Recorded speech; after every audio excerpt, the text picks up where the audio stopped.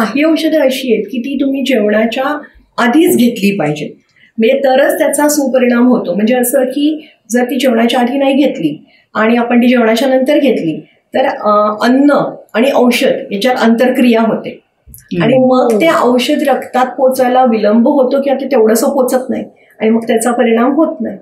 काही अँटीबायोटिक्स म्हणजे आता एवढी वापरत नाही आपण, टेट्रासायक्लिन्स वगैरे, त्याच्याबरोबर दूध घ्यायचं नसतं, दूध प्यायचं नसतं.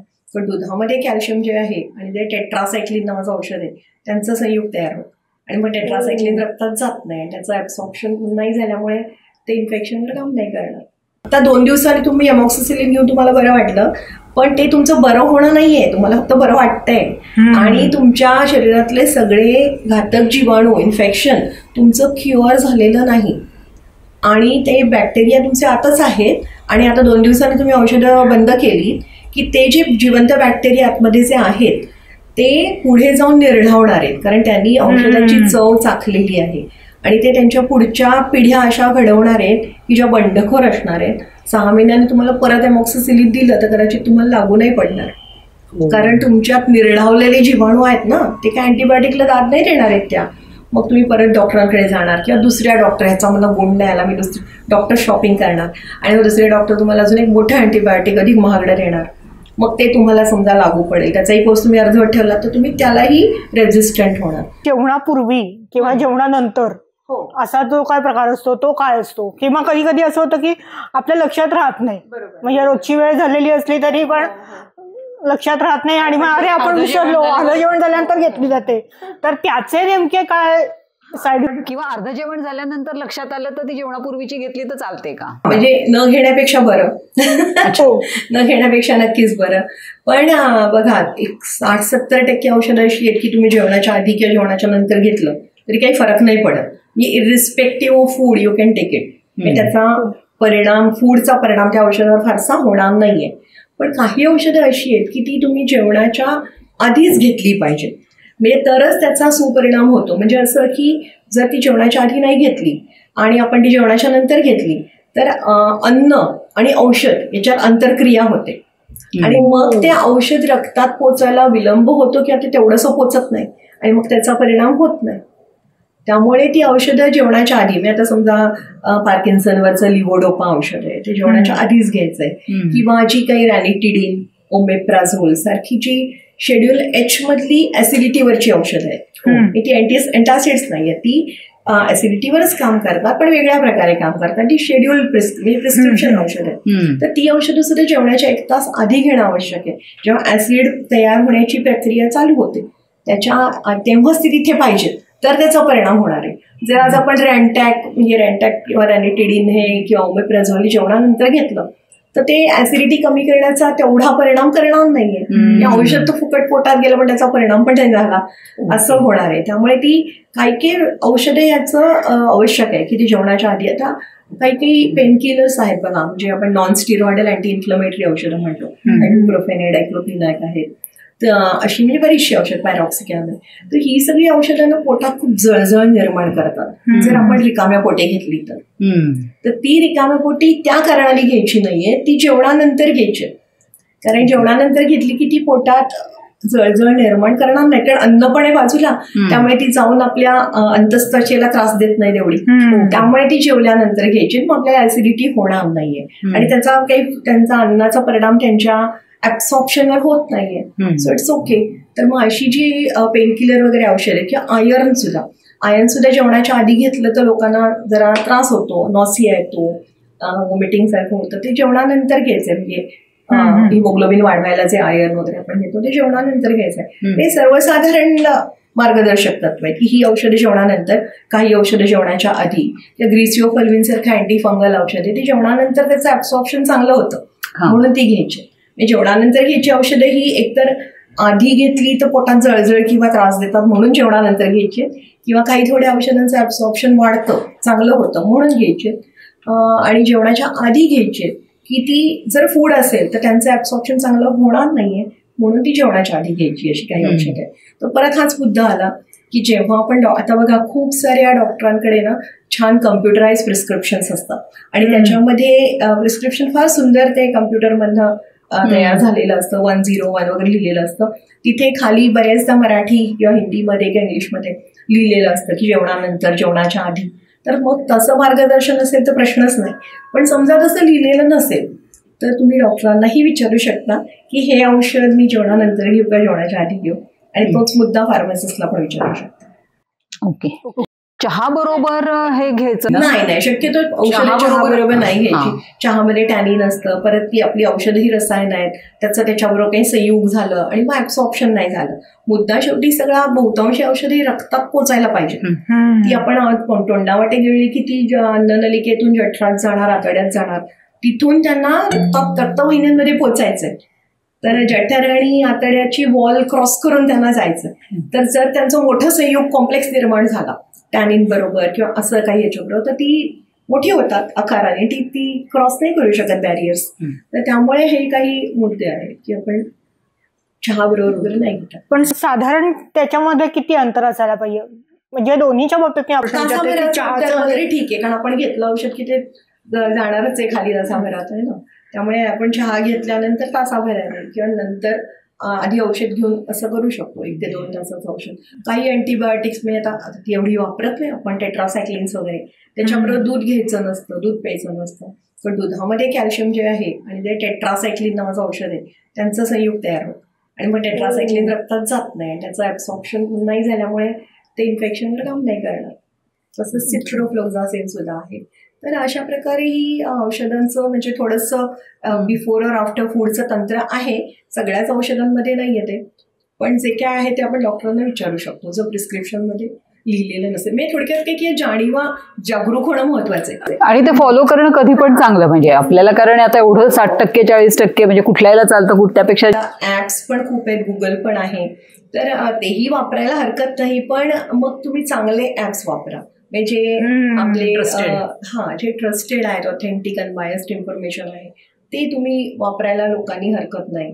किंवा महाराष्ट्र स्टेट फार्मसी काउन्सिलचं औषध माहिती केंद्र पण आहे मुलुंडमध्ये, त्याला तुम्ही गुगल केलं तर त्यांचा ॲड्रेस, फोन नंबर, ईमेल आहे, तिकडे एखादा प्रश्न विचारू शकता. ओके. तसं आहे, म्हणजे तसे भरपूर मार्गदर्शन आता हळूहळू उपलब्ध होत आहे की अशा प्रकारे. नाहीतर चुकीची माहिती गुगल म्हणजे कधी कधी चुकीची माहिती येते, त्यामुळे पण ते सगळ्या कुठल्या साईट्स वापरायच्या कुठल्या नाही ह्याचं पण आपल्याला थोडं लक्षात आलं. बरं, एक असं आहे की बऱ्याचदा लोक एकाच प्रॉब्लेमसाठी दोन्ही प्रकारची औषधं, म्हणजे साधा अगदी खोकला आहे मग अडुळसा पण घेतलं आणि मग परत डॉक्टरांकडे जाऊन ॲलोपॅथीचं पण काहीतरी. सेफ आहे हे? हो किंवा नाही मध्ये उत्तर देणं, आपल्याला निर्णायक उत्तर देणं कठीण आहे, कारण याचे अभ्यास खूप कमी झालेले आहेत. अच्छा. पण जे काही अभ्यास झाले त्याच्यात आपल्याला दिसतं की आयुर्वेदिक औषधं आणि ॲलोपॅथिक औषधं यांची आंतरक्रिया बऱ्याचदा होऊ शकते. पण असे नेमकी कुठले आहे त्याचा खूप कमी आता अभ्यास आहे आपल्याकडे. शंखपुष्पी आणि एक अँटी एपिलेप्टिक औषध त्यांच्यात आंतरक्रिया होते, त्यामुळे ते देऊ नये एकत्र, असं काही आपल्याला नक्की माहिती आहे. तर मला असं स्वच्छ वाटतं की शक्यतो आपण 2 पॅथी एका वेळी वापरू नये आणि एकच पॅथीच्या मार्गी राहावं. आणि जेव्हा आपल्याला असं काही करायचं असेल तेव्हा ते दोन्ही पॅथीचे जे एक्सपर्ट असतात त्यांना निदान विचारावं. मी तुम्हाला आता समजा मधुमेह आहे आणि तुम्ही औषधं घेताय ॲलोपॅथीची, तुम्हाला आता असं वाटतंय की मी आयुर्वेदिक पण घेऊन बघते, तर मग ते त्या इकडच्या या डॉक्टरांना पण विचारा आणि मग त्या एक्सपर्ट डॉक्टरांना पण विचारा. उगाच जाहिराती वाचून, ऑनलाईन बघून आणि असं वाचून तुम्ही काहीतरी मनाने घेऊ नका. आणि ह्याच्यामध्ये असं पण आहे की लोक कधी कधी हर्बल आयुर्वेदिक औषधे घ्यायला लागतात आणि आपली जी ॲलोपॅथीची औषधे ती सोडूनच देतात आणि मॉनिटर पण करत नाहीत कंडिशन, आणि मग तिथे नुकसान सुद्धा होतं. काही वेळा असं आहे की तुम्हाला दोन्ही औषधं घ्यायची तर घ्या, पण पॅथीच्या त्या एक्सपर्ट्सना विचारून घ्या, कारण आपल्याकडे ह्याचे अभ्यास खूप कमी आहेत की यांच्या आंतरक्रिया नेमक्या काय होतात. दोन्ही पोटात जाणार आहेत, रक्तात जाणार आहेत आणि त्याच्यात त्यांची तारक मारक काही असेल तर प्रॉब्लेम आहे ना. जर काही एकमेकावर परिणाम करत नसतील इट्स ओके, पण कधी कधी आंतरक्रिया होऊन एक दुसऱ्याचा काही परिणाम कमी करत असतील तर ते रुग्णाला घातक ठरू शकतं. तर शक्यतो 2 पॅथी एका वेळी वापरू नये, वापरायच्या तर त्या एक्सपर्ट्सना विचारून वापराव्या, हे मला नक्की सांगावं असं वाटतं लोकांना. घरी औषधं जेव्हा साठवली जातात तर ती नेमकी कशी, म्हणजे त्याची योग्य प्रोसिजर काय? पहिले मी जरा दुकानात पोहोचते आधी, की दुकानात जेव्हा आपण औषधे घ्यायला जातो आपल्याकडे प्रिस्क्रिप्शन असेल तर प्रिस्क्रिप्शननुसार औषधं आपल्याला मिळाली आहेत ना, फार्मसिस्ट देईलच, पण तरी मिळाली आहेत ना की हे बघा, समजा एटेनेलॉल नावाची टॅबलेट आहे तुम्हाला, काय जे काय मिलीग्रॅम लिहिले तर त्याच मिलीग्रॅमचं मिळालंय ना, म्हणजे त्याच पोटॅन्सीचं मिळालंय ते बघा. फार्मासिस्ट आहे ना दुकानात बघा, औषधाचं बिल घ्या, औषधाची एक्सपायरी चेक करा, पॅकिंग चांगलं आहे ना बघा, आणि बिल घ्यायला थांबा जरी घाई असली तरी. कारण समजा औषधाचा नंतर काही परिणाम झाला नाही किंवा काही घातक परिणाम झाला तर एक कायदेशीर कागद आपल्याकडे तोच आहे की तो बिल आहे, आणि मग तो आपण मॅन्युफॅक्चररपर्यंत पोहोचवू शकतो ना. म्हणजे कारण याच्यावर फार्मसीचाही काही दोष नसतो, कारण ते मॅन्युफॅक्चररकडनं आलेलं औषध आहे. त्यामुळे आपण पण त्याच्या सल्ल्याने आपण तिकडे तक्रार करू शकतो, FDA मध्ये तक्रार करू शकतो. तर औषधांचं बिल घेणं आवश्यक आहे कितीही घाई असली तरी. आणि त्याच्यानंतर घरी आणल्यानंतर औषधांचं लेबल वाचणं किचकट आहे मान्य आहे मला, पण त्याच्यावर लिहिलेलं असतं keep in cool dark place, keep in cold place. तर बरेचदा लोकांना असं असतं ना की औषधं उगाच फ्रीजमध्ये ठेवतात. तर असं फ्रीजमध्ये अजिबात ठेवायची नाही. सगळी औषधं थोडीच फ्रीजमध्ये ठेवायची असतात. ती म्हणजे 8 to 30 डिग्रीमध्ये तर ती बाहेरच ठेवायची असतात कूल डार्क प्लेसमध्ये. फक्त मगाशी मी बोलल्याप्रमाणे ती डायरेक्ट सूर्यप्रकाश किंवा गॅसची हीट, ओव्हनची हीट यापासून ती मी कुठलाही उच्च तापमान आणि सूर्यप्रकाश प्रखर आणि आर्द्रता, मॉइश्चर, ह्युमिडिटी यापासून ती दूर ठेवायची असतात. आणि ओरिजिनल पॅकिंगमध्येच औषध शेवटपर्यंत ठेवायचं असतं, आणि लहान मुलांपासून आणि पाळीव प्राण्यांपासून दूर ठेवायचं असतं. तर आता तुम्ही म्हणाल मग नेमकं कुठे ठेवू, तर आता समजा टॅबलेट्स, कॅप्सूल, स्ट्रिप्स असतील तर त्या एका बॉक्समध्ये, प्लास्टिकच्या बॉक्समध्ये वगैरे ठेवल्या, आणि तो बॉक्स थोडासा उंचावर, म्हणजे एकदम इथे बाजूलाच नाही ठेवला, कारण लहान मुलं वगैरे आली, कोणी पाहुणे मंडळी, त्यांनी उघडलं. आणि आजकाल औषधाच्या स्ट्रिप्स खूप आकर्षक आहेत आणि त्यामुळे ते ब्लिस्टर पॅक पण असतात, तर ते असं खेळ म्हणून करू शकतात, खाऊ पण शकतात, अशा घटना होतात. तर त्यामुळे ते लहान मुलांच्या हाती लागणार नाही असं, पण आपल्याला समोर दिसेल असं, आपणही विसरणार नाही एकदम घ्यायला असं. आणि ठेवायला हरकत नाही कपाटात वगैरे एखाद्या प्लास्टिकच्या बॉक्समध्ये. जर घरात नियमित औषधं घेणारी 2-3 मंडळी असतील, आजी आजोबा वगैरे, त्यांचे बॉक्सेस वेगळे ठेवायचे. आजीचं एक, आजोबांचं एक, त्याच्यावर नाव लिहून ठेवलं तर अजून उत्तम. आणि कुठेही खिडकीमध्ये, जेवणाच्या टेबलवर वगैरे औषधे ठेवायची नाहीत. म्हणजे जेवणाच्या टेबल सुद्धा आपलं जर सूर्यप्रकाश येत असेल किंवा तिथे आपण गरम भांडी आणून ठेवतोय जेवणाला होते ना डायनिंग टेबल, तर तिथे शक्यतो नाही ठेवायची. एका वेगळ्या बॉक्समध्ये ठेवून समोरच्या कपाटात वगैरे ठेवलं हरकत नाही, किंवा थोडं उंच जागी ठेवलं काही हरकत नाही. पण ती तशीच साठवणूक करणं आवश्यक आहे. आणि जी औषधं इन्सुलिन इंजेक्शन वगैरे जे पॅकिंगमध्ये आहे, जे अजून आपण ओपन नाही केलं, ती फक्त फ्रीजमध्ये ठेवायची. पण उगाच उठसूट औषधं फ्रीजमध्ये बिलकुल ठेवायची नाही, कारण हे पण दिसतं बऱ्याचदा. बाहेरच ठेवायची औषधं. फक्त आता अगदी उन्हाळ्यात 40 डिग्री वगैरे असेल तर ते थोडंसं आपल्याला म्हणजे काही वेगळे, आपण जरा घरातल्या त्यातल्या कूल जागी ठेवलं तर ते बरं. नाहीतर एकदम ते खूप बाहेरचं टेम्परेचर जास्त असेल तर ते प्रॉब्लेम होऊ शकतो म्हणून. पण अदरवाईज उगाच फ्रीजमध्ये ठेवायची औषधं गरज नाही नक्कीच. प्रेग्नन्सीमध्ये टाळावीत अशी काही खास औषधं आहेत? जनरली तुम्ही म्हणजे जेव्हा डॉक्टरकडे जाता तेव्हा तर त्यांना तुमच्याकडे, पण कधी कधी OTC घेतली जातात, तर अशा त्या क्लासमध्ये काही असं हे आहे का की हे नको आहेत घ्यायला, किंवा ही अगदी मस्ट आहे डॉक्टरांच्या सल्ल्याने घेणं? हो, शक्यतो प्रेग्नन्सी हा असा एक काळ आहे स्त्रीच्या आयुष्यातला की कुठलीही औषधं शक्यतो टाळावीत. म्हणजे पहिली 6 महिने तरी, प्रेग्नन्सी 9 महिन्याची असते तर ट्रायमिस्टर म्हणतात, तिमाही. तर पहिल्या तिमाहीमध्ये तर बालकाचे म्हणजे बाळाचे अवयव निर्मिती वगैरे होत असते. तर त्या काळात विशेषतः, आणि तेव्हा असं होतं की खूपदा स्त्रियांना पहिल्या महिन्यात अंदाज पण नसतो की प्रेग्नंट आहे, तर त्यामुळे उगाचच काही औषधं घेतली जातात. तर तिथे थोडंसं केअरफुल राहणं आवश्यक आहे. आणि एकंदरच औषधं म्हणजे फोलिक ऍसिड दिलं जातं प्रेग्नन्सी समजल्यानंतर, ते घ्यावं, ते डॉक्टर्स देतात. आयर्न दिलं जातं गरज असेल तर ते घ्यावं, पण उगाचच बाकी औषधं घेऊ नयेत. कारण ही औषधं, काही औषधं कसं आहे माहितीये, थेट बाळापर्यंत पोहोचतात. म्हणजे आईनी, प्रेग्नंट आईनी घेतली की ती नाळेवाटे डायरेक्ट बाळापर्यंत पोहोचतात आणि बाळाच्या शरीरात इजा निर्माण करतात. तर अनेक अँटीबायोटिक्स किंवा मेंदूवर काम करणारी औषधं ही नक्कीच घ्यायची नाही, किंवा ॲस्पिरिन सारखं औषध शेवटच्या तिमाहीत नक्कीच घ्यायचं नाही, कारण त्याच्यामुळे रक्तस्राव अधिक होऊ शकतो. आता एखादं पॅरासिटामॉल, एखादी अँटासिड कधीतरी घ्यायला काही हरकत नाही. पण मग मला असं वाटतं की जेव्हा प्रेग्नन्सी कळते एखाद्या स्त्रीला, तेव्हा तिने डॉक्टरांचं मार्गदर्शन मुळातच घ्यावं की मला असं अशी घ्यायची औषध सवय आहे, माझं डोकं दुखतं, मग मी हे घेते, तर मी काय पर्याय काय करावं. कारण ही जागरूकता असणं खूप महत्वाचं की उगाच कोणतंही औषध प्रेग्नन्सीमध्ये घ्यायचं नाही. कारण ते त्या स्त्रीला हार्मफुल नसणार कदाचित, पण ते त्या बाळाला हार्मफुल होईल. आणि ते कधी कळेल? बाळ जन्मल्यानंतर. परत तो टेट्रासायक्लिन जे जुनं औषध आहे ना, अँटीबायोटिक, ते जर स्त्रियांनी घेतलं प्रेग्नन्सीमध्ये तर ते बाळाला इजा निर्माण करतं. आणि बाळ जन्मल्यानंतर त्याच्या दातांमध्ये डिफेक्ट असतात किंवा त्याचं पोश्चर चुकीचं असतं, कॅल्शियम डिपॉझिट्स होऊ शकतात. हे पूर्वी माहीत नव्हतं, पण 1960s मध्ये थॅलिडोमाइड नावाचं एक औषध आहे, त्यांनी इतिहास घडवला. कारण ते ज्या स्त्रियांनी घेतलं होतं प्रेग्नन्सीमध्ये, ते दिलं गेलं होतं युरोपमध्ये, त्या सगळ्या स्त्रियांना बाळं अशी जन्मली की त्यांचे हातपायच अर्धवट होते. तेव्हा अभ्यास केला गेला की अरे हा काय प्रकार आहे. तेव्हा कॉमन फॅक्टर आढळला की थॅलिडोमाइड नावाचं औषध डॉक्टरांनी तेव्हा दिलं होतं स्त्रियांना ज्या सुरुवातीला उलट्या होतात ना त्यासाठी. आणि त्यांनी हा घातक परिणाम त्या बाळावर केला, त्याला टेरॅटोजेनिसिटी म्हणतात. मग तेव्हापासून जेव्हा नवीन औषध निर्माण होतं तेव्हा प्राण्यांवर म्हणजे गरोदर उंदरांवर पण परिणाम काय होतो ते बघितले जात. अच्छा. आणि मग ते आता आपल्याला ती सेफ्टी प्रिकॉशन आली की बाबा ही औषधं काही औषधं जसं मी बोलले मेंदूवरची औषधं, अल्कोहोल, त्याच्यानंतर अनेक अँटीबायोटिक्स ही प्रेग्नन्सीमध्ये टाळायचीच असतात.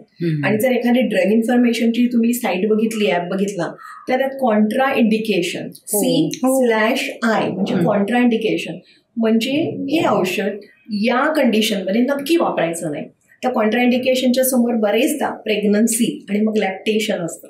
तर हे औषध प्रेग्नन्सीमध्ये टाळायचं म्हणजे टाळायचं, कारण it is known to be harmful to the fetus. किंवा लॅक्टेशन करताना म्हणजे जेव्हा आई बाळाला दूध पाजत असते अंगावर तेव्हा सुद्धा बरीच औषधे टाळायची, कारण त्या दुधातनं परत औषध बाळापर्यंत असतं.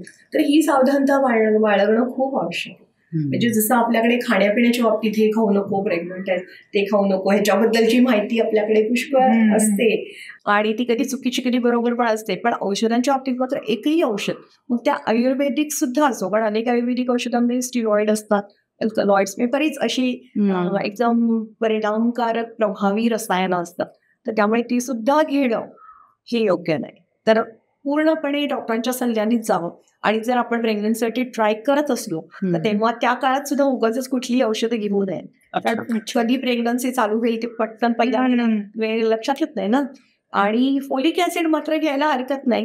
प्रेग्नंट व्हायचं असेल, प्लॅनिंग असेल तर फोलिक ऍसिड आधीपासून घ्यावं. फोलिक ऍसिड तेही तुमच्या गायनेकोलॉजिस्टच्या सल्ल्याने घेतलं तर हरकत नाही. पण त्याच्यामुळे होतं काय की जे न्यूरोनल डिफेक्ट्स जे बाळं जन्मतात, डिफेक्ट न्यूरोनल जे असतात ते प्रमाण कमी करण्यासाठी फोलिक ऍसिड मदत करतं. फोलिक ऍसिड व्हिटॅमिन तर आहे, रक्त बनवायला मदत तर करतं, पण हाही त्याचा एक चांगला फायदा आहे. तर त्यामुळे ज्या स्त्रिया यंग आहेत आणि ज्यांना आता बाळ होण्याची अपेक्षा आहे त्यांनी पण ते घ्यायला हरकत नाही. पण एकदा ह्या बाबतीत डॉक्टरांचा सल्ला घ्या. पण काही औषधं निश्चित टाळायला पाहिजे प्रेग्नन्सीमध्ये. कधी कधी गोळ्या अशा मोठ्या असतात किंवा हे असतं, तर त्या ह्याच्यामध्ये ते घेताना घशाला त्रास होऊ शकतो, म्हणजे घशात अडकण वगैरे. तर त्या केसमध्ये ते चुरडणं किंवा बोटाने तुकडे उकरणं वगैरे, तर ते कितपत. जर तुम्ही औषधाची स्ट्रीप वाचली ना टॅबलेटची, तर त्याच्यावर जर लिहिलेलं असेल ईच अनकोटेड टॅबलेट, अनकोटेड कुठलंही कोटिंग नसेल, तर ती औषधाचे 2 तुकडे करून खायला एक वेळ चालेल जर ती मोठी गोळी असेल तर. पण जर कुठलंही कोटिंग असेल, बरेचशी औषधं ही कोटिंग असतात, आवरण असतं त्याच्यावर, काही विशिष्ट उद्देशाने आवरण केलेलं असतं, म्हणजे त्याचा दीर्घकाल परिणाम व्हावा म्हणून, किंवा त्याचं फिल्म कोटिंग असतं ते औषध त्याचं प्रोटेक्शन करण्यासाठी. तर ती औषधं आपण त्याचे तुकडे नाही करायचे. एखाद्या औषधाला जर ग्रूव्ह असेल मध्ये तर तो एक वेळ 2 तुकडे करून घ्यायला हरकत नाही. जर तसं गरज असेल तर किंवा डॉक्टरांनी सांगितलं असेल, डोसच तसा असेल, 100ची मिळाली नाही आणि 200ची मिळाली तर 100 घ्यायची, तर ते ठीक आहे. पण अदरवाईज उगाचच तुकडे करणं, चूर्ण करणं योग्य नाही, कारण ते कोटिंग जर गेलं तर त्या औषधाचा परिणाम कदाचित अपेक्षित होणारच नाहीये. आणि दुसरं असं की आपल्याला लेबल जरी बारीक असलं तरी अजून वाचायला हवं. कधी कधी गोळ्या ह्या च्युएबल असतात, म्हणजे त्या मोठ्या गोळ्या ज्या असतात ना, त्या मोठ्या गोळ्या बरेचदा चघळायच्या असतात, त्या गिळायची अपेक्षाच नाहीये. त्यामुळे त्या आता समजा व्हिटॅमिन C किंवा जंतावरची औषधं, या गोळ्या मोठ्या आहेत, डोस मोठा आहे, पण ते तुम्ही गिळू नका ना, ती चघळायचीच आहेत. चघळत मग ते पाण्याने आत आपल्याला ढकलायचं आहे, पण ते चावायच्या नाहीच, म्हणजे त्या गिळायच्या नाहीच आहेत. त्यामुळे त्या मोठी आहे आणि मग त्रास होईल हा प्रश्नच येत नाही. तर ते सुद्धा ईच च्युएबल टॅबलेट. मी परत लेबल वाचणं आलं, लेबल वाचायला त्रास होतो हे मान्य आहे. मग परत फार्मासिस्टला विचारणं आलं की या गोळ्या मी कशा घेऊ. पाण्याबरोबर घेऊ, पाण्यात विरघळवून घेऊ, चघळून घेऊ, कसं घेऊ, तर हे पण महत्वाचं आहे. तर वेगवेगळे टॅबलेटचे सुद्धा प्रकार आहेत. आणि काही काही गोळ्या तर आता टॅबलेटच्या प्रकाराचा उल्लेख करताना काही काही गोळ्या तर फक्त विदाऊट पाणी पण घ्यायच्या आहेत. आता उलटीच्या काही गोळ्या आहेत बाजारात, ती नुसती जिभेवर ठेवायची आणि ती आपोआप विरघळणार आहे. कारण उलटी होताना जेव्हा आपल्याला पाणी जर आपण परत प्यायलं गोळी बरोबर तर अजून उलटीची भावना होते. म्हणून बघा म्हणजे रिसर्च किती सुंदर चालू असतं की अशा गोळ्या निर्माण केल्या की पाणी घ्यायची गरज नाही. त्यामुळे तशाही गोळ्या आहेत. गोळ्यांचे सुद्धा प्रकार आहेत. हार्ट अटॅक जेव्हा एखाद्याला चेस्ट पेन होतं तेव्हा आयसोसॉर्बाईड नावाची गोळी असते सबलिंग्युअल, जिभेच्या खाली ठेवायची असते, तिथून ती डायरेक्ट हृदयापर्यंत पोहोचते. तर टॅबलेटचे सुद्धा प्रकार आहेत. ठीक आहे, 80-90% गोळ्या ह्या स्वॅलो करायच्याच आहेत, गिळायच्याच आहेत. आणि पण या काही प्रकारच्या च्युएबल आहेत, सबलिंग्युअल आहेत, विरघळणाऱ्या आहेत. तर ते पण आपल्याला थोडंसं दृष्टिकोन असला पाहिजे की अरे माझी कुठल्या प्रकारची टॅबलेट आहे. आणि मी जर मला मोठी वाटत असेल किंवा घरात आजोबांना द्यायची तर मी तुकडे करून देऊ का, चालणार आहे का. अनकोटेड असेल तर एक वेळ चालेल आणि ग्रूव असेल तरीही चालेल, पण अदरवाईज नको. आणि लहान मुलांना देताना मी याचा तुकडा करून देऊ का नाही. लहान मुलं आर नॉट स्मॉल ॲडल्ट्स, लहान मुलं आहेत, त्यांचे औषधाचे डोस वेगळे, ते पिडियाट्रिशियन देतो, त्यांची फॉर्म्युलेशन्स वेगळी, ती तशीच द्यावी. OTC याच्याबद्दल मला विचारायचंय, कुठली कुठली औषधं सेफली आपण आपल्या मनाने काहीतरी त्रास होतोय म्हणून घेऊ शकतो याच्यामध्ये? चांगला प्रश्न आहे. कारण OTCचा फुल फॉर्म आहे ओव्हर द काउंटर, म्हणजे जिथे डॉक्टरांच्या प्रिस्क्रिप्शनची गरज नाही, आपण डॉक्टरांकडे न जाता स्वमनानी ही औषधं घेऊ शकतो. आज जर तुम्ही बघितलं तर भारतामध्ये OTC हा शब्द पूर्वी कायद्यातच नव्हता. म्हणजे प्रिस्क्रिप्शन शिवाय नॉन प्रिस्क्रिप्शन औषधांची म्हणजेच OTC असं आपण म्हणत होतो. आता OTCचा मुद्दा आलेला आहे कायद्यामध्ये पण. तर OTC औषधं ही म्हणजे औषधांचे 2 मुख्य प्रकार आहेत की OTC औषधं आणि प्रिस्क्रिप्शन औषधं. साधारण जर 100 औषधं असतील तर त्यातली 10च औषधं किंवा 7-8च औषधं ही OTC, बाकी सगळी आपल्या देशात तरी प्रिस्क्रिप्शननी घेण्याची औषधं आहेत. आणि ती प्रिस्क्रिप्शननी घेण्याची औषधं म्हणजे schedule H, schedule G, schedule X अशी आहेत, वेगवेगळी शेड्यूल्स आहेत. मग त्याच्यामध्ये डायबेटीस, उच्च रक्तदाब, मानसिक आजारावरची औषधं, संधिवातावरची औषधं, कॅन्सर, अँटीबायोटिक्स ही सगळी त्याच्यामध्ये येतात. आणि मग एक छोटासा गट उरतो की जी OTC आहे. आणि ती OTC का आहेत, कारण ती खूप जुनी सिद्ध झालेली औषध आहे. ती जर कमी दिवस घेतली म्हणजे ती फार लॉंग टर्म नाही घेतली तर त्याचे फार दुष्परिणाम शरीरावर होणार नाहीयेत. आणि प्रत्येक वेळी पेशंटला डॉक्टरकडे जाऊन म्हणजे तिथे एवढा वेळ घालवून तेवढा अवधी नसतो की डॉक्टर अवेलेबल पण नसतात, तर फार्मसीमध्ये जाऊन तो औषध घेऊ शकतो किरकोळ आजारांवरचं. तर पहिला मुद्दा हा की OTC औषधं ही किरकोळ आजारांवरची आहेत आणि ती अगदी कमी दिवस म्हणजे फार लॉंग टर्म घेण्याची नाहीत. कमी अवधीसाठी स्वतःवर प्रयोग करून बघायला हरकत नाही अशीच औषधं आहेत. ती लॉंग टर्म घ्यायची नाहीत, जास्त डोसमध्ये घ्यायची नाहीत. तर पॅरासिटामॉल, जर प्लेन पॅरासिटामॉल असेल तर ते OTC आहे. पण पॅरासिटामॉल बरोबर जर डायक्लोफिनॅक, इबुप्रोफेन अशी औषधांची सरमिसळ झाली तर ती शेड्यूल H होतात आणि ती प्रिस्क्रिप्शननी घेण्याची होतात. आज आपल्याला काउंटरवरती तशीही मिळतात, पण ती खरं तर जर लेबल वाचलं तर ती शेड्यूल H औषध आहे. त्याच्यावर वॉर्निंग असतं, to be sold only on the register practitioner. पण प्लेन पॅरासिटामॉल येस OTC आहे. ॲस्पिरिन, प्लेन ॲस्पिरिन जे सिंगल इन्ग्रेडियंट ॲस्पिरिन हे OTC आहे. कॅल्पोल जी एक टॅबलेट आहे, आता तुम्ही जे म्हणालात ना खूप दीर्घ काळासाठी घ्यायची नाही, आता त्याच्यामध्ये कसं आहे की आम्हाला बऱ्याचदा डोकेदुखी सुरुवात होते, मागून सुरुवात होते किंवा इथे दुखतं, मग आता प्रत्येक वेळेला एवढ्या लांब डॉक्टरांकडे कुठे जा, मग पटकन जाऊन. पण मग कॅल्पोल हे जे एक टॅबलेट आहे तो ब्रँड आहे, म्हणजे त्याच्यामध्ये फक्त पॅरासिटामोल आहे का हे चेक करून घेणं, कारण त्याच्यावर त्यांनी लिहिलेलं आहे की खूप जास्त long term use may affect your liver. तर एकदम सेफ औषध आहे. हा, पण मग दीर्घ काळासाठी म्हणजे समजा आज मी ती घेतली, 15-20 दिवसांनी एकच घेतली, 15-20 दिवसांनी परत एकदा डोकेदुखीचा त्रास झाला, परत घेतली, आणि असं 6-7 महिन्यांसाठी मी समजा दर 15 दिवसांनी घेते, म्हणजे तसा लॉंग टर्म यूज नाहीये की असे मी खूप दिवस नाहीये, पण ती घेऊ शकता. त्यांनी काही लगेच परिणाम होणार आहे असं नाही. पॅरासिटामॉल सेफ औषध आहे. एखादी गोळी कधीतरी 15 दिवसात एखाद्या वेळी घ्यायला लागली तर त्याचा फार काही नुकसान होणार नाही. म्हणजे जर आपली लिव्हर ऑलरेडी खराब झालेली असेल, एखादा खूप दारू पळणारी व्यक्ती किंवा दुसऱ्या काही कारणाने लिव्हर सिरोसिस वगैरे असेल तर पॅरासिटामॉल थोड्या प्रमाणात घेऊन सुद्धा त्याचा जास्त दुष्परिणाम होऊ शकतो. पण अदरवाईज पॅरासिटामॉल 4 ग्रॅमच्या वर जर दिवसात पोटात गेलं, 4 ग्रॅमच्या वर, आता ही साधारण ज्या गोळ्या ब्रँड्स आहेत ते 500 मिलीग्रॅम किंवा 650 मिलीग्रॅम असतात, म्हणजे 7-8 गोळ्या. तर तेवढ्या आपण काही घेणार नाही. पण त्याच्यावरती गेलं तर मात्र नक्कीच लिव्हरला परिणाम होऊ शकतो. जरी आपल्याला काही लिव्हर खराब असल्याची आपला म्हणजे मेडिकल इतिहास नसला तरी तर घेऊ शकतो 15 दिवसातून एकदा वगैरे, असं घ्यायला काही प्रॉब्लेम नाही. पण मला हेच सांगायचं आहे की जर आपल्याला असं औषध वारंवार घ्यायला लागत असेल, काही काही अँटासिड्स ती सुद्धा ओटीसी आहेत, ती सुद्धा ओटीसी आहेत. म्हणजे ती तुम्ही जाहिराती वगैरे असता की असं घेतलं आणि 2 सेकंदात खाली गेलं आणि लगेच त्या रुग्णाला बरं वाटलं आणि मग तो इंटरव्ह्यूला गेला वगैरे, अशा खूप साऱ्या जाहिराती असतात. तर ती अँटासिड्स खरंच खूप क्विक काम करणारी आहेत, पण ती सुद्धा वारंवार घेतली असं खूप लोक आता आम्ही बघतो की त्यांना ना आठवड्यातनं 1-2दा अँटासिड घ्यायलाच लागतं. तर ते काय होतं की त्यांची पचनक्रिया ती त्यांची ते बिघडवत आहेत. कारण अँटासिड काय करतं की ऍसिड तुमचं न्यूट्रलाइज करतं आणि ऍसिड खूप जरुरी आहे आपल्या पोटामध्ये. जठरामध्ये जे ऍसिड आहे ते आपल्याला पचनासाठी पण आवश्यक आहे आणि ती आपली डिफेन्स सिस्टीम आहे. म्हणजे एखादे जंतू गेले त्यांना मारून टाकण्यासाठी. तर आपण अँटासिड सारखं घेतलं तर आपण त्या ऍसिडचं प्रोडक्शन कमी करतोय आणि मग आपल्याला अपचन होऊ शकतं, मग असं सगळे प्रॉब्लेम्स होऊ शकतात. पॅरासिटामॉल सुद्धा असं 15 दिवसातून एकदा घेतला तर काही अनसेफ आहे असं मला म्हणायचं नाही.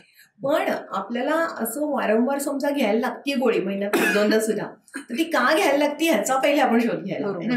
किंवा अँटासिड सुद्धा आपण सारखं का घेतोय, कुठेतरी त्याचं जे मूळ असतं त्या किरकोळ आजाराचं ते आपल्या जीवनशैलीत असतं. आपण जर आपल्या खाण्याच्या पिण्याच्या वेळा बदलल्या किंवा आपण रात्री वेळेत जेवून वेळेत झोपलो किंवा सोशल मीडियाचा वापर कमी केला, अशा अनेक गोष्टी ज्या आपणच आत्मपरीक्षण करून समजू शकतो. किंवा आपण खूप उन्हात जाताना कॅप किंवा छत्री नाही वापरली तर डोकं दुखेल वगैरे जे काय असेल ते. मला असं वाटतं की आपण उगाच पॉपअप पिल हा जे आपल्याकडे आता कल्चर गेले काही वर्ष झालेलं आहे की उठसूट गोळी घ्यायची आणि आपल्याला पेशन्स राहिलेला नाही, कारण आजकाल आपलं सगळं फास्ट आयुष्य आहे. तर तेच त्याच्यापेक्षा आपण जर स्वतःच बघितलं की आपल्याला का औषधाची गरज लागते, जरी भले ती रोज नसेल लागत, थोड्या थोड्या दिवसांनी लागत असेल तरी त्याचं मूळ कारण शोधून ते आपण कुठेतरी टाळायला हवं की शक्यतो नकोच घ्यायला मग ती जास्त औषधं विनाकारण. आता एखादा खूप ताप आला, इन्फेक्शन झालं तर पॅरासिटामॉल पण घ्यायला लागणार आहे तुम्हाला आणि अँटीबायोटिक पण घ्यायला लागणार आहे. तिथे ती औषधं घ्यायलाच पाहिजे आणि त्याचा मग तेव्हा तिथे जबाबदारीने वापरही करायला हवा. पण उगाचच औषधं पॉपअप पिल करण्यापेक्षा आपण ते कारणच नाहीशी केली आपल्या जीवनशैलीत योग्य थोडे बदल करून तर ते जास्त चांगलं होईल. कारण नाहीतर लोक कॅन्डीसारखी औषधं वापरतात.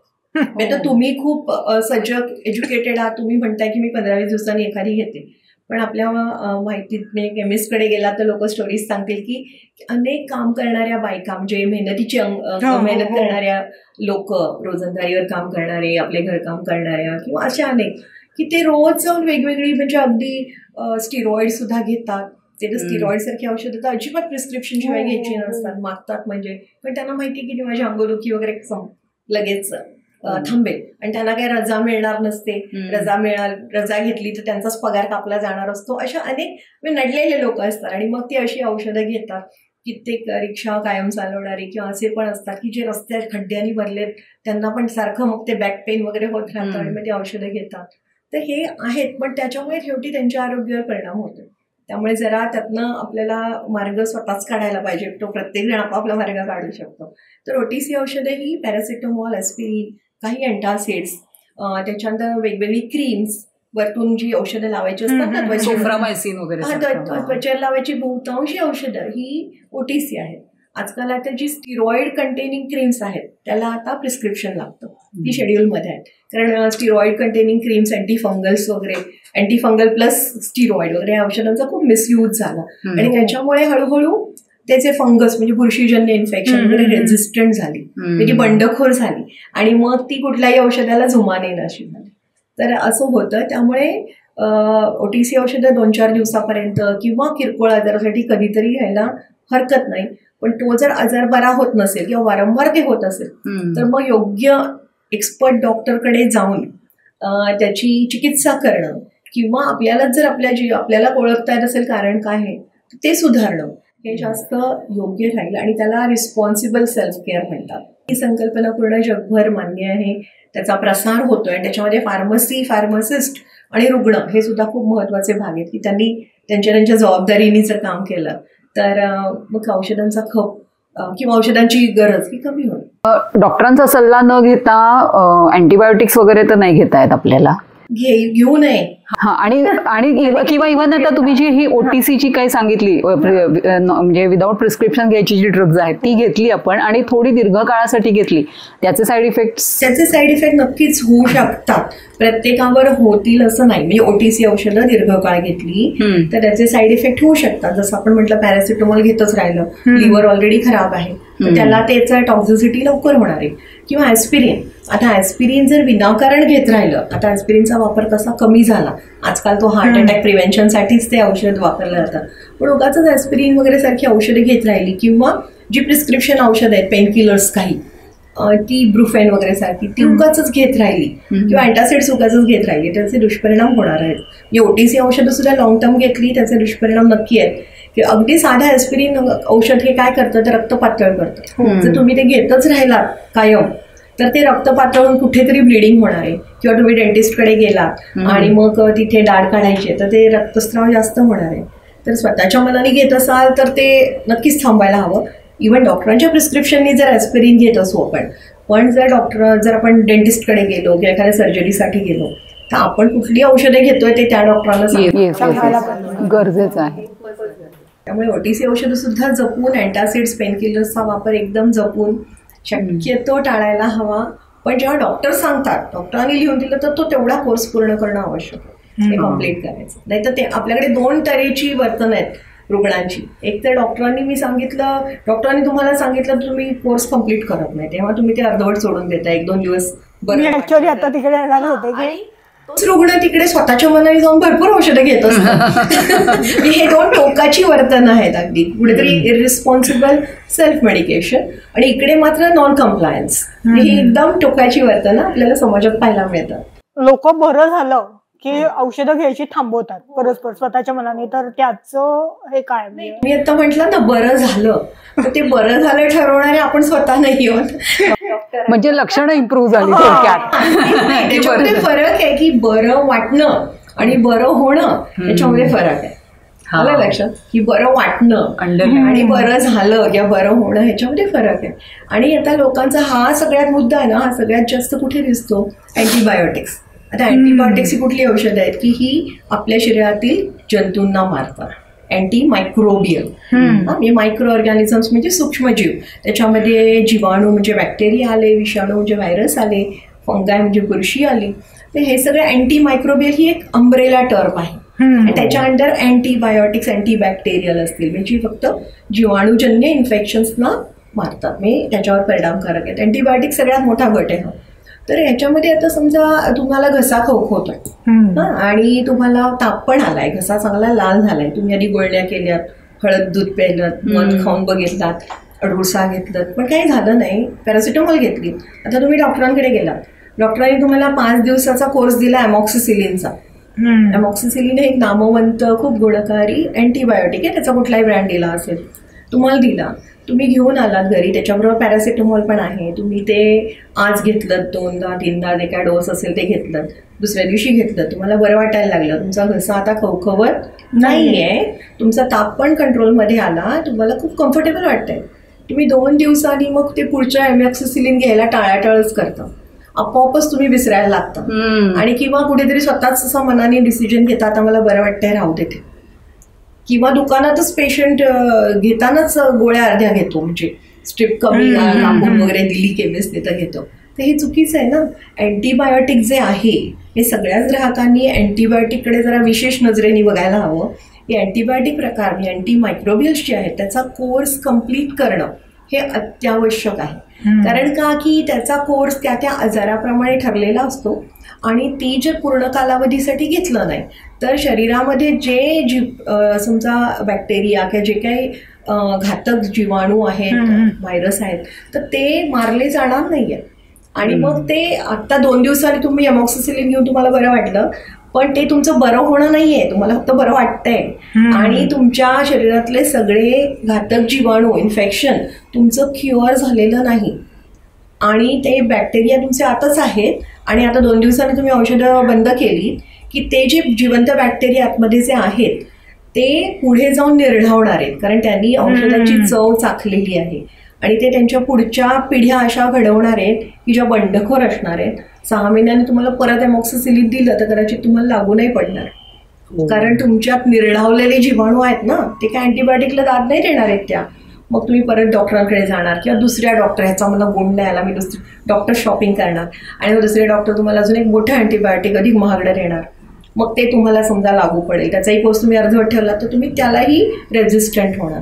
तर हे जे कंडिशन आहे त्याला अँटीबायोटिक रेझिस्टन्स म्हणतात, की जंतू असे निर्ढावलेले आपल्या शरीरात पुढच्या त्यांच्या पिढ्या उपजत जातात की ते अँटीबायोटिकला दाद देत नाहीत. आणि सगळं कशामुळे मुख्यतः होतं की पेशंट अँटीबायोटिकचा कोर्स कंप्लीट करत नाही.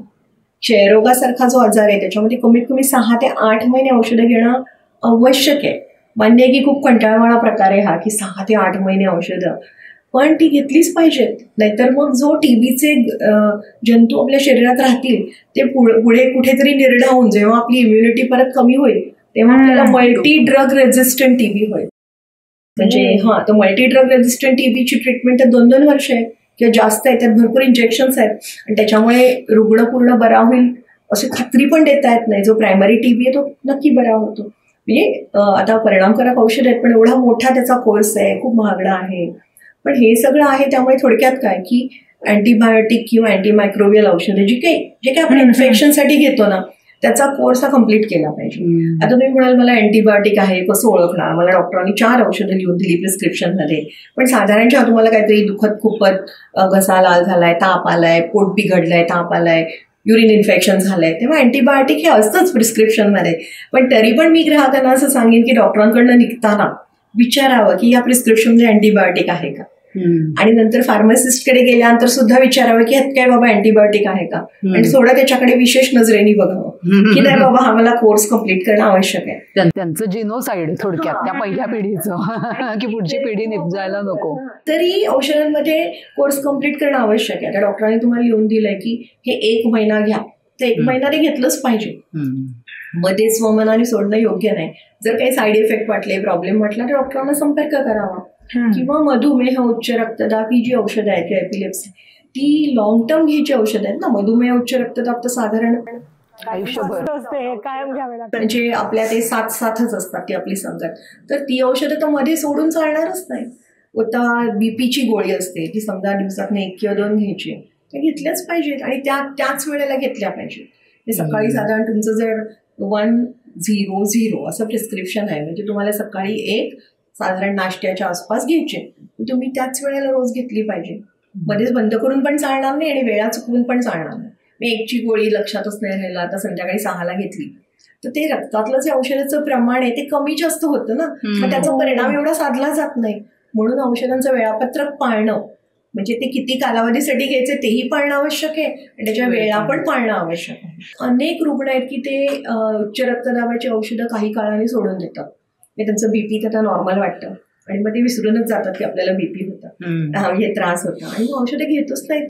आणि मग कुठेतरी उच्च रक्तदाबाचं औषध जर घेतलं नाही तर असं लगेच काही त्रास होईल असं नाही, पण आपण बीपी चेकअप पण सारखं करत नाही. मग निदान बीपी मॉनिटर तर करावं. घरच्या घरी आजकाल डिजिटल आहेत मशीन्स, तर तेही करत नाहीत लोक. धावपळीत असतात, मानसिक त्रास असतो, टेन्शन्स असतात, घरी एखादा कार्य म्हणून खूप धावपळ करतात आणि मग एकदम बीपी वाढतं आणि बीपी खूप वाढलं की एकदम रक्तस्राव होतो कुठेतरी, मग स्ट्रोक होतो, मग हार्ट अटॅक येतो किंवा किडनीवर परिणाम होतो.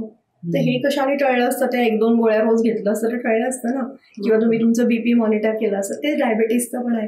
तर म्हणून आपण जेव्हा डॉक्टरांनी सांगितलंय आणि आपल्याला एखादा दीर्घकालीन आजार आहे तर ती औषधं नियमित घेणं आवश्यक आहे. फॉलोअपला जाणं पण आवश्यक आहे. त्या ज्या काही टेस्ट आहेत, ब्लड टेस्ट किंवा घरच्या घरी करायच्या टेस्ट, त्याही करणं आवश्यक आहे. हे दीर्घकालीन म्हणजे नॉन कम्युनिकेबल डिसीजेस, हे जे जीवनशैलीने होणारे आजार आहेत त्या बाबतीत, आणि जर इन्फेक्शन्स असतील तर त्याचा कोर्स कम्प्लीट करणं हे आवश्यकच आहे. अँटीबायोटिक्स वगैरे, आणि उगाच स्वमनाने जाऊन अँटीबायोटिक घेणं, पोट बिघडलंय म्हणून जाऊन एक ओफ्लोक्झासिन मागितलं वगैरे असं करू नये. किंवा जुनं प्रिस्क्रिप्शन दाखवायचं, फोन मधलं प्रिस्क्रिप्शन दाखवलं, किंवा जुनी स्ट्रीप रिकामी आहे आपल्याकडे झालेली, मला या गोळ्या मागच्या वेळी लागू पडलेल्या, किंवा आपण दुसऱ्याला पण खूप सल्ला देतो, अरे मला ती तर खूप आहे आपल्याकडे. म्हणजे तेच आम्ही म्हणतो की आपल्या देशामध्ये ना प्रिस्क्रायबर्स भरपूर आहे डॉक्टरांखेरीज, आणि आपण उगाच एकमेकांना खूप सल्ले देतो. ते औषधांबाबतचे सल्ले काही, कारण प्रत्येकाचा प्रॉब्लेम वेगळा असू शकतो. बरोबर. त्या काही प्रमाणात ठीक आहे आपलं किरकोळ काही आजारांवरची वगैरे, पण नाहीतर फार काही सल्ला देऊ नये, एकमेकांची औषधं पण वापरू नये, घरातली लेफ्ट ओव्हर औषधं वापरू नये, आणि अँटीबायोटिक वगैरे लेफ्ट ओव्हर असूच नाहीत, कारण ती पूर्ण वापरायची, पूर्ण संपवायची. लहान मुलांच्या बाबतीत सुद्धा अँटीबायोटिक वगैरे देताना मोजून मापून देणं. समजा सस्पेन्शन असेल, सिरप असेल तर ते सस्पेन्शन असेल, म्हणजे त्यात पावडर बघा अशी वेगळी झालेली असते आणि वरती द्रव, तर ते पूर्ण ढवळून मग त्याच्या मेजरिंग कप जो असतो, म्हणजे त्याच्यावरती बघा बॉटलच्या वरती 5 ml किंवा असं टीस्पून म्हणजे 5 ml, तर ते मोजून मापून देणं आवश्यक आहे. कारण ते मोजून मापून दिलं तरच तो योग्य डोस पोटात जाणार आहे. म्हणून द्रव औषधांच्या बाबतीत ते मोजून मापून घेणं वगैरे खूप गरजेचं आहे. मला खात्री आहे आजचा एपिसोड तुम्हाला आवडलेला असणारच. चॅनलला नक्की सबस्क्राईब करा आणि हा एपिसोड जास्तीत जास्त लोकांपर्यंत शेअर करा. धन्यवाद.